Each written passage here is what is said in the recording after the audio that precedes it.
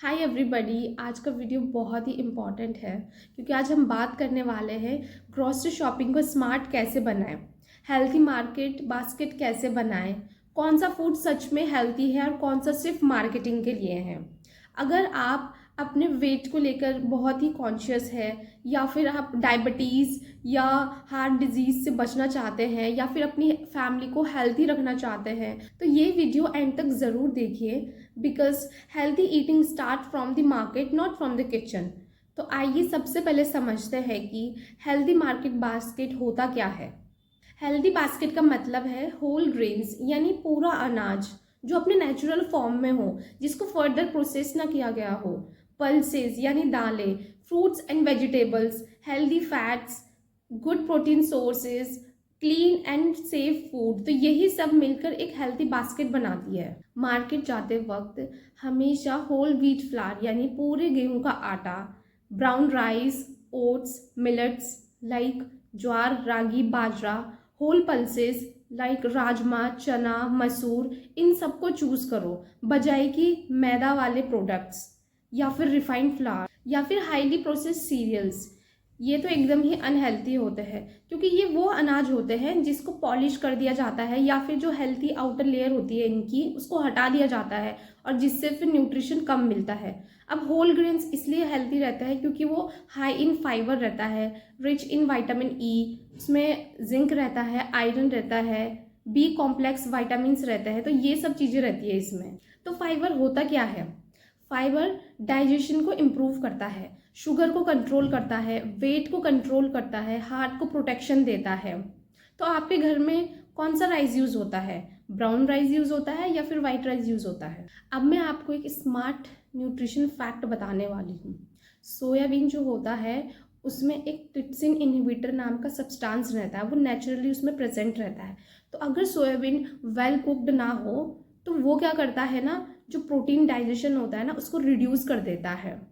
इसलिए properly processed सोया flower use करें, raw या लाइटली हीटेड सोया को अवॉइड ही करें। अब है fruits and vegetables. Rule number 1, eat a rainbow. Her colour का फ्रूट या वेजिटेबल अलग अलग न्यूट्रिएंट्स देते हैं। जैसे ग्रीन देता है आयरन एंड फॉलेट, ऑरेंज देता है विटामिन ए, रेड होता है एंटीऑक्सीडेंट, येलो होता है इम्यूनिटी बूस्टर। और जूस लेते वक्त हमेशा याद रखो कि 100% जूस लो, नो एडेड शुगर। और बेस्ट ऑप्शन तो यही है कि आप होल फ्रूट लो बजाय कि जूस के। बहुत लोग सोचते हैं कि विटामिन सी सिर्फ ऑरेंज में ही होता है, पर गुआवा, आंवला, ग्रीन चिली, स्प्राउट, इन सब में ऑरेंज से भी ज़्यादा विटामिन सी होता है। तो आप विटामिन सी के लिए क्या खाते हो? नेक्स्ट है फैट्स एंड ऑयल। ये तो सबसे ज़्यादा कंफ्यूजिंग टॉपिक है। तो सबसे पहले तो विटामिन ए और vitamin D fortified oil use करना है। और कुकिंग में एक ही ऑयल यूज़ मत करो, 2 to 3 ऑयल को रोटेट करो। आप हेल्थी ऑप्शंस के लिए जा सकते हो, जैसे ग्राउंडनट ऑयल यानी मूंगफली का तेल, मस्टर्ड ऑयल, सरसों का तेल, सेसमे ऑयल, तिल का तेल, कोकोनट ऑयल, बट लिमिटेड में, ठीक है। और आपको अवॉइड करना है, जो नहीं लेना है वो है वनस्पति और मार्जरीन। मार्जरीन होता है बटर का एकदम सब्स्टिट्यूट, यानी वो बटर जैसा ही लगता है। अब लोग क्या करते हैं, इसको ब्रेड पे लगाते हैं, बेकिंग के लिए यूज़ करते हैं, लेकिन ये बना होता है प्लांट ऑयल से।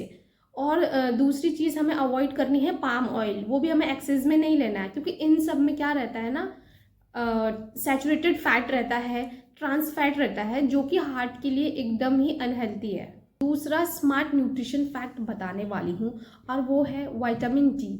इंडिया में बहुत लोग विटामिन डी डेफिशिएंट है, यानी बहुत लोगों की बॉडी में विटामिन डी की कमी है।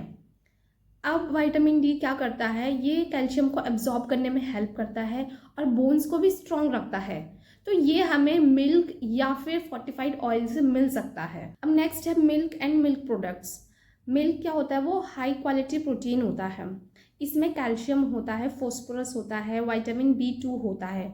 तो हमेशा चूज़ करो आप फोर्टिफाइड मिल्क लो, ठीक, कर्ड लो, पनीर लो, चीज़ लो, लेकिन लिमिट में लो। अगर वेट इश्यूज़ है तो लो फैट मिल्क लो, और अगर आप लैक्टोज इंटॉलरेंट है तो सोया मिल्क लो, टोफू लो, मीसो लो। अब जो टोफू होता है ना, ये सोयाबीन से बना सॉफ्ट पनीर जैसा प्रोडक्ट होता है जो कि सॉलिड फॉर्म में रहता है और ये प्रोटीन रिच रहता है और इसमें फैट बहुत ही कम होता है। और जो मीसो होता है ये जापानीज फर्मेंटेड सोयाबीन पेस्ट रहता है ये, और ये हमारे गट के लिए बहुत ही हेल्थी रहता है, लेकिन इसमें थोड़ा नमक ज़्यादा रहता है तो इसको थोड़ा लिमिटेड यूज़ करना चाहिए। तीसरा स्मार्ट न्यूट्रिशन फैक्ट, और वो है विटामिन B12। तो वेजिटेरियन वाले ध्यान से सुने, vitamin B12 naturally animal food में मिलता है, तो इसलिए फोर्टिफाइड फूड्स ले। और अगर आप सप्लीमेंट्स लेना चाहते हो तो पहले डॉक्टर से कंसल्ट कर लें। नेक्स्ट है मीट, फिश और एग्स। एग्स तो सबसे ज़्यादा अफोर्डेबल और हाई क्वालिटी प्रोटीन होता है। फिश में होता है ओमेगा 3 फैटी एसिड्स जो कि हार्ट को प्रोटेक्शन भी देती है, और ऑयली फिश जो होती है वो ज़्यादा बेटर रहती है। और अगर कोई वेट कॉन्शियस है तो वो लीन मीट ही ले। सूप एंड सैलेड, हम लोग सोचते हैं कि सारे ही सूप जो होते हैं वो हेल्दी होते हैं, बट आपने थिक सूप को देखा है वो थिक बने कैसे हैं? क्योंकि उसमें डाला है white sauce, cream, coconut milk, noodles, high sodium यानी ज़्यादा नमक, और जो सैलेड है उसमें तो मेयोनीज से हैवी ड्रेसिंग की जाती है। तो इसका साइड इफेक्ट ये है कि ये ज़्यादा कैलोरी और सैचुरेटेड फैट बढ़ा सकता है। इससे पेट तो भर जाता है लेकिन न्यूट्रिएंट्स कम मिलते हैं।